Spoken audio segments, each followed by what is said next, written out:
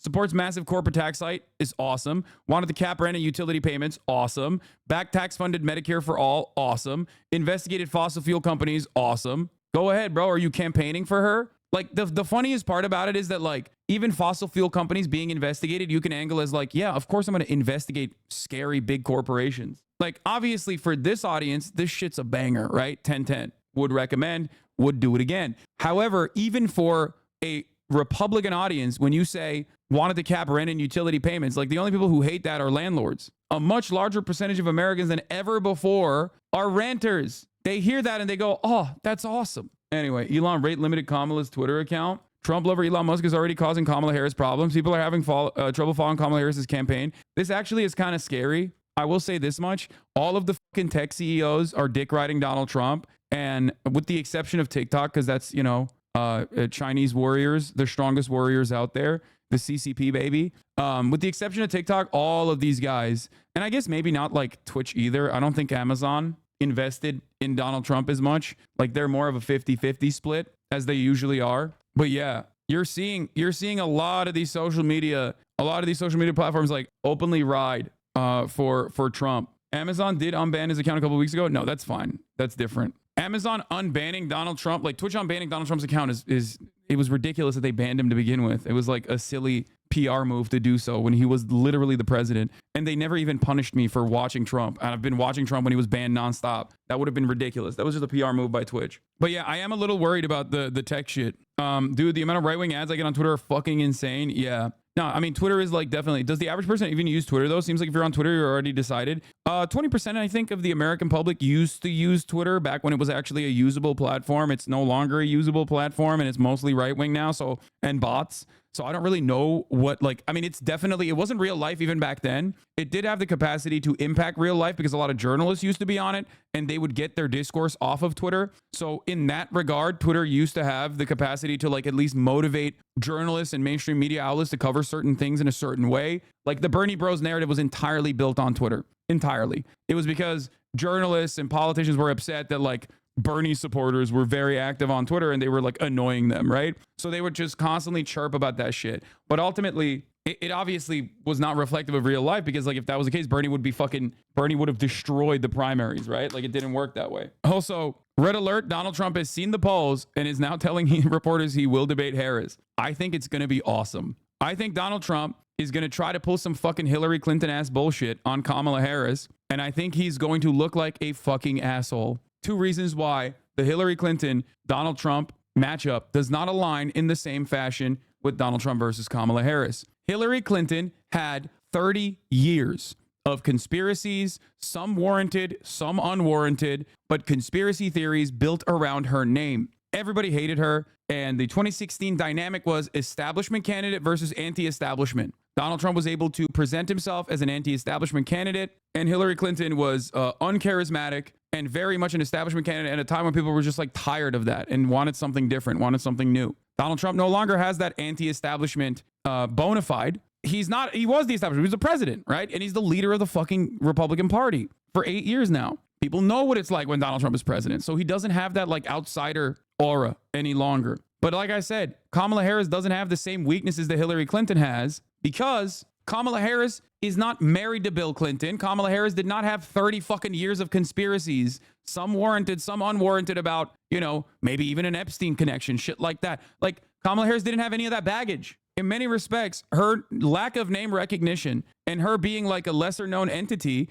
kind of creates a blank slate for Americans to point to. That's the reason why Republicans are having a hard time grabbing onto what they can hit. And the only thing they can hit is what they can see, which is that Kamala is a woman, she's black, and she's Indian, okay? She is a black Indian woman. In and of itself is the only avenue of attack they have. And that's precisely why they're going to keep being like, she's a DEI candidate. She is a DEI candidate. She doesn't have children. Why isn't she having babies right now? Like that in and of itself, like constantly fucking chirping about like how she doesn't have children and how you're fake if you have foster kids or you're fake if you have stepchildren in a country where the divorce rate is like what, 55% or some shit. You are the most delusional person on the planet when you're looking at half the country and going, you're fake, you're phony, you don't have real kids, you have no investment in the future of this country. And if you're a woman that hasn't given birth already, you also have no future in this country. Great idea, man. What's next? Are you going to start fucking talking about how, you know, people are fat? Alienate like the most American thing. Americans are divorced, they have stepchildren, and they're fucking fat. What else? That's the one thing that they haven't addressed yet. They're hitting every high note on like what Americans are like and just being objectively ghoulish towards, you know, largest percentages of the American voter base. So that's actually a massive problem for the Republican Party. I do want to address that Republicans are personally talking about Joe Biden being dead, which is like a fairly quick turnaround on that conspiracy, unless they get real active with it and have some fun with it.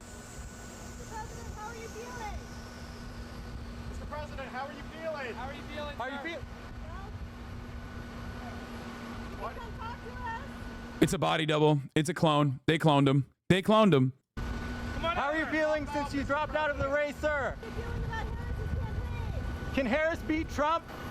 Can Harris beat Trump, Mr. President? Yeah, can Harris beat Trump was the question at the end. The question's much more audible than what he had to say, but I think he was saying feeling well to that effect. Nothing substantive. Also, Biden will, of course, address the nation tomorrow at 8 p.m. Eastern time. Thank you to my goat for giving me content. I'm very excited about that. I've been in the position of those reporters where you're desperately trying to lure him over to speak at greater length, but it didn't work for them on that occasion. Well, they do when they want to. But yeah, obviously the excitement surrounding the Democratic Party actually replacing the carcass is going to lead to benefits in the polls immediately. And it's happening already. I told you, watch this space. I told you, just wait. Okay. Just fucking wait. A lot of Americans were excited at like anybody but Biden. That's number one. Number two, I told you that post RNC, if Joe Biden dropped out post RNC, the Republicans would be in a fucking state of panic because they have been too geared towards the old man, and it would completely rip apart the RNC momentum that they were looking to gain. I say this is a pretty solid pickup so far, and it's gonna most likely get better too. Kamala can't fuck this up, especially when it comes to Israel-Palestine. She has to change course on two things, okay? Immigration and Israel-Palestine. Because all of the other stuff that Biden has done and Biden has said he would do, you know, that's solid messaging. As long as she can beef up her charisma, as long as she can like maybe dial in a little bit, lock in, and be more charismatic, the messaging front, there are a lot of good policies in there. There are two major things here. For Minnesota and Michigan, the Gaza situation has to change course, change trajectory in a dramatic way. That's going to be doubly difficult because it requires political bravery, which Kamala Harris I don't think has, but we'll see. And it also requires Joe Biden to follow through because Joe Biden is still the president. Kamala Harris can say, I'm going to change course on Israel. Joe Biden still keeps doing,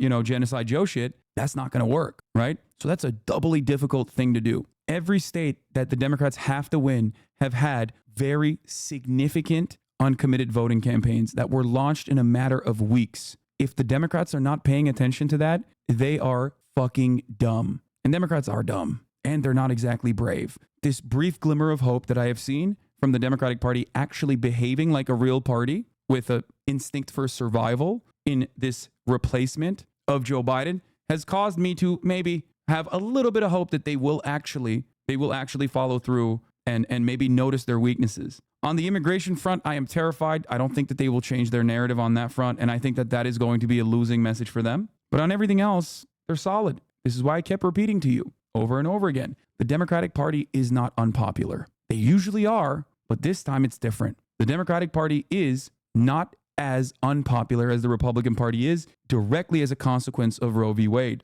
And yet, Joe Biden is, or rather, Joe Biden was. That's why down ballot races were outperforming Joe Biden. But Joe Biden's stink was starting to hurt the down ballot races as well. That's when the Democrats came to their senses and there was a legitimate panic. That's why they had to move. I hope they recognize that this like slight popularity shift and the momentum behind a newer, more vibrant, more dynamic candidate is going to go away.